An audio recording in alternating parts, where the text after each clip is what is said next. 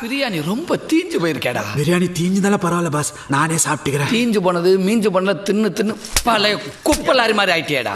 போடாங்கிட்டு அடி உங்க சாப்பிட விடுங்கடா, பசிக்குது இல்ல. பாஸ் போன் ரிங் ஆகுது பாஸ். அவன் தான் கூப்பிடுறேன். பேசாம கும்பகோணத்துல இருக்கும் சொல்லிடுவோமா? பாஸ் கும்பகோணம் ரொம்ப தூரம், மகாபலிபுரம் சொல்லுங்க, அப்பதான் நம்புவான். லவ் யூடா. தம்பி வணக்கம் வணக்கம் வணக்கம். எங்க இருக்க? நாங்க ஒரு சம்பவ விஷயமா மகாபலிபுரம் வரைக்கும் வந்திருக்கோம். நானும் மகாபலிபுரம் தான் வந்துட்டு இருக்கேன். முட்டை பயலுக்கு பிறந்த முட்டை கோசு சொல்ற நீ சொல்ல விடாம. தம்பி ஒரு சின்ன மர்டர் விஷயமா மெரினா பீச் வரைக்கும் வந்திருக்கேன். நீ எங்க வேணாலும் இரு. இன்னும் 1/2 மணி நேரத்துல மகாபலிபுரத்துல இருக்கிற பாறையில பானு சீனுன்ற பேர்ல காதல் கவிதைகளை அங்கங்க கிறுக்கி வைக்கிறேன். 1/2 மணி நேரத்துல கறிக்கட்டையை வச்சு கக்கூஸ்ல கூட பேர் எழுத முடியாது. இப்போ நீ கல்வெட்டுல எழுதி வைக்கலனா கல்லறையில உன் பேர் எழுத வேண்டியது இருக்கும். நான் எழுதிட்டாரு. டேய் உடனே குட்டி எனக்கு ஏற்பாடு பண்ணுங்கடா. பிரியாணியை சாப்பிட வரீங்களாடா? எங்கடா பிரியாணி?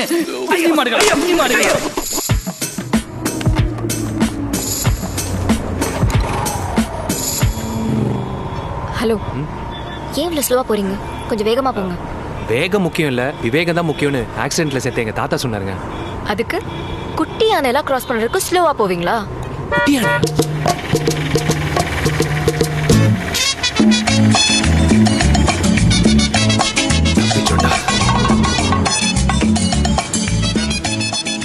ஒரு ரவுடி கிட்ட கையை வெட்டு காலை வெட்டுன்னு சொல்லிவான்னு பார்த்தா பாறையில பேரு வெட்ட சொல்றானே. உண்மையிலே நீ கையை காலை வெட்டியிருந்தா அவன் எதுக்கு பாறையில பேரை வெட்ட சொல்ல போறான்?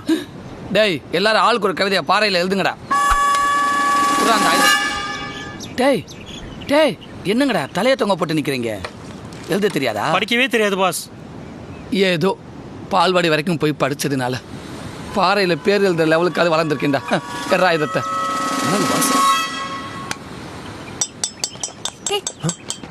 என்ன ஒலி சத்தம் கேக்குது?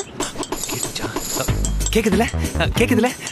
இப்பதாங்க உங்களுக்கு கொஞ்சம் கொஞ்சமா பூர்வ ஜென்ம ஞாபகம் வருது. இந்த இடத்த பார்த்த உடனே நீங்க அப்படியே பழைய பானுவா மாறுறீங்க.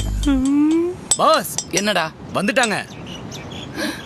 போடா வந்துட்டேன். வயிற்று தள்ளிக்கிட்டு நிக்காத. போடா. எங்க எழுதி வச்சிருக்கான்னு தெரியலையே. டேய் முட்டாளுக்கு பிறந்த முட்டை கோசு எந்த பாறையிலயும் காணுமே. ஒரு இடத்துல நில்லுங்கடா பல்கா. ஏய்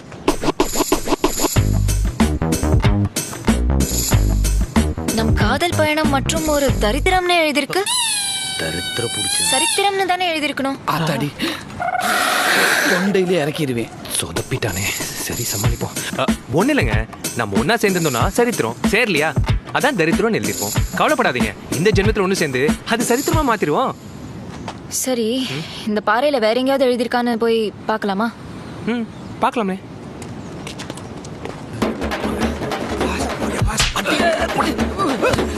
உன்னை தண்டை தேடி ஏண்டா தப்பா எழுதுனது இல்லாம ஹார்ட்டின் பதிலா கிட்னி வரைஞ்சு வச்சிருக்க. கிட்னி இப்படித்தான் இருக்குமா? ஒரே நிமிஷம் போட பாரு.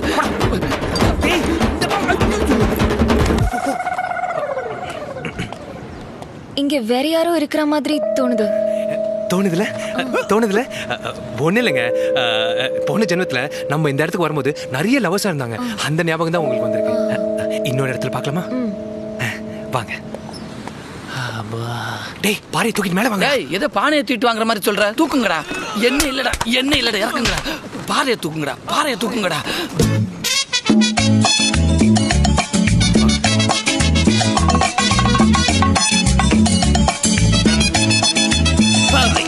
இப்படி டக்கு டக்குன்னு திரும்பாதீங்க, எனக்கு பக்குன்னு இருக்குது.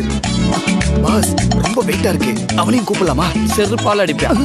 ஏங்க நீங்க கோஆபரேட் பண்ணாதானே உங்களுக்கு பூர்வ ஜென்ம ஞாபகம் கொண்டாட முடியும். ப்ளீஸ். ஏங்க இந்த கவிதை படிச்சா உங்களுக்கு ஏதாவது ஞாபகம் வருதா? அப்போ போன ஜென்மத்துல நம்ம என்ன பண்ணுமோ அது இந்த ஜென்மத்துல பண்ணா உங்களுக்கு கண்டிப்பா ஞாபகம் வரல? என்ன பண்ணோம்? நான் உங்க கையை பிடிக்க, நீங்க என் கண்ணை பார்க்க, அப்படியே நீங்க இந்த பாறை மேல சாய, நான் உங்க மேல சாய, அப்படியே பாறை எங்க மேல சாய, நாங்க நசுங்கி சாகணும். ஏண்டா நீ லவ் பண்ண நாங்க தான் கிடைச்சமாடா. யாரோ பேசுற சத்தம் கேக்குதுல? அப்படின்னா உங்களுக்கு கண்டிப்பா பழைய ஞாபகம் வந்துருச்சுங்க. சரி, கல்லுல மட்டும்தான் எழுதி வச்சோமா? கப்பல்லையா? போன ஜென்மத்துல நம்ம 2 பேர் அந்தமான் போகும்போது கப்பல்ல நம்ம 2 பேர் பேரையும் எழுதி வச்சிட்டோம். ஐயோ இவ கப்பலை செய்ய சொல்லுவான் போல இருக்கே. போடா. டேய் வாங்கடா. ஏங்க நான் சொல்றது நீங்க நம்புறீங்களா?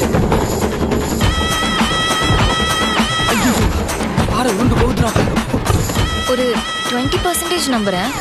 ஆனா நீங்க ஐயர் பையன் சீனுங்கிறது தான் என்னால நம்பவே முடியல. ஏங்க நான் நிஜமாவே ஐயர் பையன் சீனு தாங்க. என்ன நம்புங்க நம்புங்க. உங்களுக்கு 100% கன்ஃபர்மேஷன் வந்ததுக்கப்புறம் என்ன லவ் பண்ண ஆரம்பிங்க. போலாமா?